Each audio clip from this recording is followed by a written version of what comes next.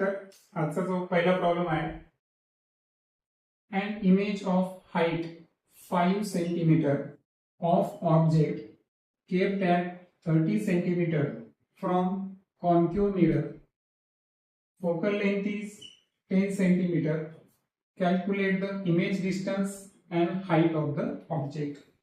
तर books मधलाच problem आहे हा, थोडासा मी रिड्यूस फॉर्म मध्ये घेतलेला आहे. आता यामध्ये ऑब्जेक्ट जे आहे, तर ऑब्जेक्टची हाईट न देता आपल्याला इमेजची हाईट दिलेली आहे. इमेजच्या हाईट साठी आपण h2 वापरतो आणि आपला जो मिरर आहे तो आहे कॉन्केव्ह मिरर. आता कॉन्केव्ह मिरर जे आहे ते यामध्ये दोन प्रकारच्या इमेजेस तयार होत असतात. कॉन्केव्ह मिरर मध्ये जी इमेज आहे ही एक इमेज असते रियल अँड इन्व्हर्टेड. आता रियल अँड इन्व्हर्टेड इमेज आणि दुसरी आहे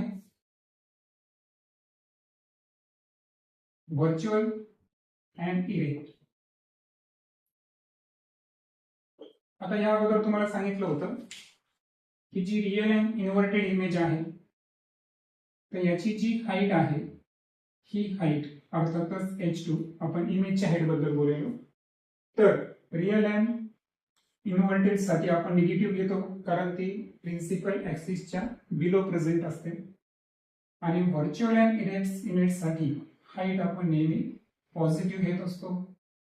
मात्र फक्त एकच केस आहे की ऑब्जेक्ट जर between pole and focus, pole and principal फोकसच्या मध्ये जर असेल तरच व्हर्च्युअल अँड इरेक्ट इमेज तयार होते. आता जर आपण डाटा काढू अगोदर, डाटामध्ये आपण आता h2 हा मायनस घ्यायचा का प्लस घ्यायचा हे नंतर ठरवू. आता आपल्याकडे ऑब्जेक्ट डिस्टन्स जे आहे हे दिलेलं आहे 30 centimetre. Object distance is taken always negative because it is placed toward the left of the pole on the principal axis according to Cartesian sign convention. Focal length जी आहे ती आहे 10 सेंटीमीटर. त्यानंतर कॅल्क्युलेट द इमेज डिस्टन्स अर्थातच v and calculate the height of the object अर्थातच h1 आपल्याला find करायचं आहे.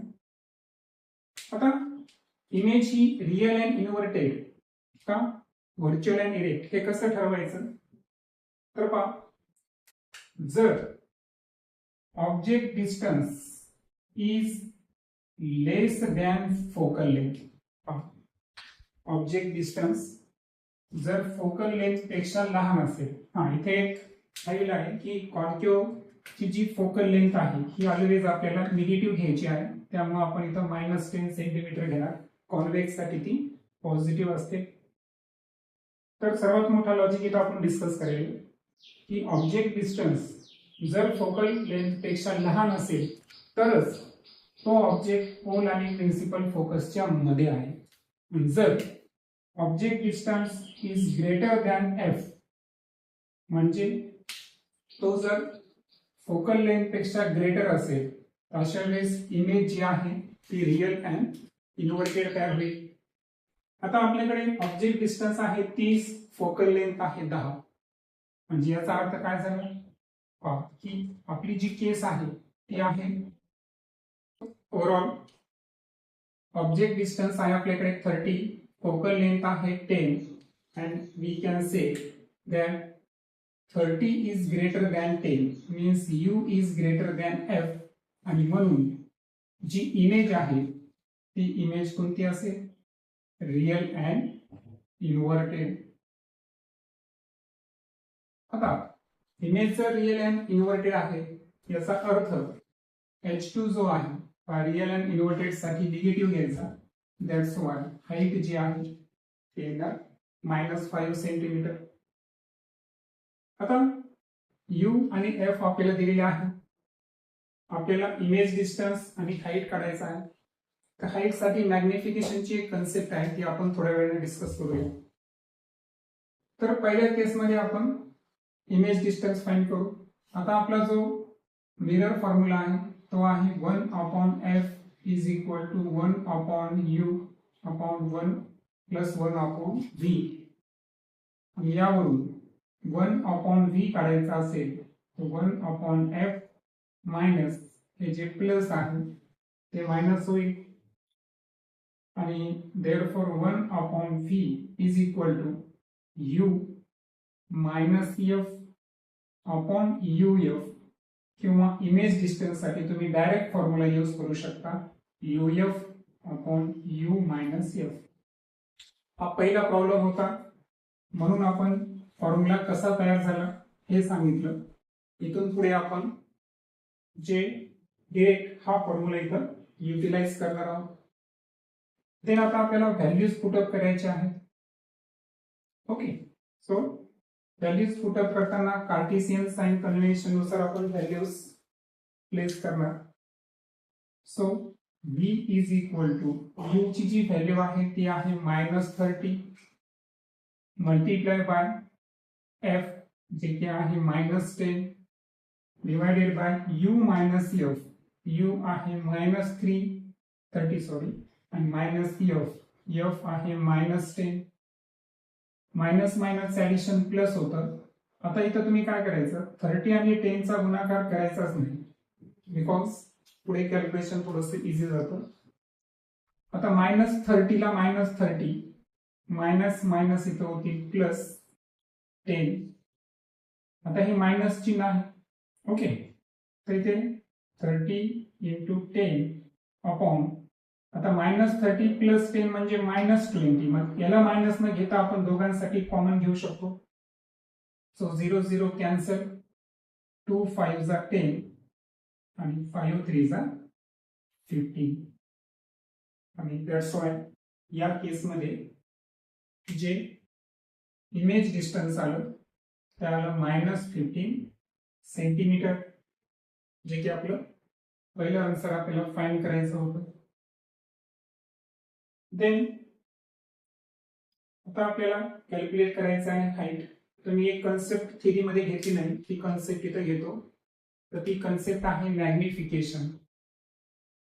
आता मॅग्निफिकेशन म्हणजे काय, की एखादी ऑब्जेक्ट आहे तर त्याची इमेज ही किती पटीने मोठी किंवा किती पटीने लहान होऊ शकते, यावरून आपण तिचं मॅग्निफिकेशन, जसं की जनरली आपण झूम वगैरे असे शब्द वापरत असतो, झूम इन झूम आउट, तर त्या पद्धतीने मॅग्निफिकेशन आहे. मॅग्निफिकेशन हा जो आहे हा रेशो कशाचा आहे, height of the image to the height of the object. So we can say h2 upon h1. तो रेशो -v अपॉन u सुद्धा असतो. ओके, सो इमेज डिस्टन्सला ऑब्जेक्ट डिस्टन्स ने जर आपण डिवाइड केलं तर ते सुद्धा मॅग्निफिकेशनच असतं. आता आपल्यासाठी h2 h1 जे आहे तर या दोन्ही पैकी एकच व्हॅल्यू आहे आणि मॅग्निफिकेशन पण नाहीये. दॅट्स वाय अगोदर आपण मॅग्निफिकेशन या सूत्राने कॅल्क्युलेट करू आणि त्यानंतर वरचं सूत्र यूज करू शकतो, किंवा एक अल्टरनेट सुद्धा आहे ते सुद्धा आपण डिस्कस करू. तर अगोदर मी काय करतो, मॅग्निफिकेशनच्या या फॉर्म्युल्यानं मॅग्निफिकेशन काढून घेतो. इमेज डिस्टन्स आहे आपल्याकडे -15, ऑब्जेक्ट डिस्टन्स आहे आपल्याकडे -30, and so minus minus cancel, तर मॅग्निफिकेशन येईल -1/2. आता हे मॅग्निफिकेशन ऍक्च्युअल प्लस मध्येच असतं, पण ठीक आहे, मायनस आलं तरी आपल्याला ऍक्च्युअल पुढे काम येणार आहे. आन्सर मात्र आपण 1/2 लिहायचं, आपल्याला मॅग्निफिकेशन काढायचंच नाहीये. तर आता आपण मॅग्निफिकेशनचा अनदर फॉर्म्युला घेऊ, h2 अपॉन h1. आता यामध्ये आपल्याला काढायचं काय आहे, h1. सो h1 चा फॉर्म्युला काय असेल, की मॅग्निफिकेशन तो त्याची जागा घेईल आणि m h ची जागा घेईल. So h2 divided by m. आता जी हाईट आहे ती आहे -5 डिवाइडेड बाय मॅग्निफिकेशन जे आलेलं आहे ते आहे -1/2, आणि सो मायनस मायनस कॅन्सल, छेदातला छेद अंशात जाईल, आणि सो h1 जे आहे ते 10 सेंटीमीटर. म्हणून जे हाईट ऑफ द ऑब्जेक्ट काढायचं होतं आपल्याला H1 तो निघाला 10 सेंटीमीटर. आता यामध्ये एक चेंज सुद्धा आहे की या दोन फॉर्म्युल्याला आपण कंबाईन सुद्धा वापरू शकतो, कारण हे पण मॅग्निफिकेशन आहे, हे पण मॅग्निफिकेशन आहे. सो वी कॅन राईट, काय लिहू शकतो आपण, राईट हँड साईडच्या समोर right hand side, so H2 upon H1 is equal to minus V upon U. आत्ताच्या सूत्रामध्ये आपल्याला H1 काढायचा होता, इथे आपण दोन टप्प्यामध्ये काढला. एक टप्प्यामध्ये काढायचा असेल तर हा फॉर्म्युला युटिलाइज करावा लागेल. That's why H1 is equal to, आता H1 च्या अपोजिट कोण आहे V, त्यामुळे आपण या दोघांचा गुणाकार घेणार, म्हणजे minus U H2 divided by V. मग आता व्हॅल्यूज पुट अप करू, मायनसला मायनस, U ची व्हॅल्यू किती होती, -30 इंटू H2 ची व्हॅल्यू आहे -5, आणि जे इमेज डिस्टन्स आहे ते इमेज डिस्टन्स निघलं होतं आपलं -15. आता एक लक्षात घ्या, हे मायनस मायनस प्लस झाले, हे पण मायनस मायनस प्लस झाले. ओके, सो सरळ सरळ गुणाकार काय असेल, 30 इंटू 5 अपॉन 15, आणि कॅल्क्युलेशन जर फायनलाइज केली, 15 1 जा 15, 15 2 जा 30, 5 2 जा 10. दॅट्स वाय या केसमध्ये जी H1 आहे, दोन्ही केसेसमध्ये पण ते सेम आलेले. मग आता हे तुमच्यावर डिपेंड आहे की तुम्हाला दोन टप्प्यामध्ये आन्सर काढायचा आहे का एकाच टप्प्यामध्ये. ओके, नेक्स्ट प्रॉब्लेम आहे, an object height 7 centimeter is kept at a distance 25 centimeter. म्हणजे ऑब्जेक्टची हाईट दिली आपल्याला H1, kept at a distance म्हणजे ऑब्जेक्ट डिस्टन्स जे आपण मायनस घेत असतो, in front of concave mirror, म्हणून फोकल लेंथ आपण निगेटिव्ह घेणार, so -15 centimetre. Calculate the image distance, अर्थातच V, अँड साइज, अर्थातच H2 आपल्याला फाइंड करायचा आहे. सो या अगोदर सांगितल्याप्रमाणे आपल्याला यामध्ये इमेज डिस्टन्स फाइंड करायचा आहे. सो V चा आपण डायरेक्ट फॉर्म्युला घेतला होता, UF upon U minus F. Okay, आणि सो U ची व्हॅल्यू जी आहे ती आहे -25, F -15, U ची व्हॅल्यू पुन्हा -25, म्हणजे ब्रॅकेट मध्ये बेटर आहे, मायनस F ची value 15. So minus minus plus होतील, कॅल्क्युलेशन नाही करायचं सांगितलं.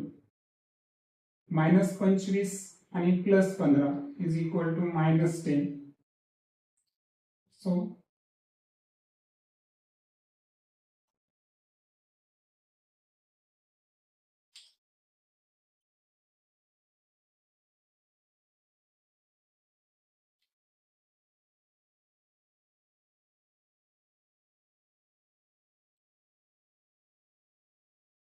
इमेज डिस्टन्स साठी,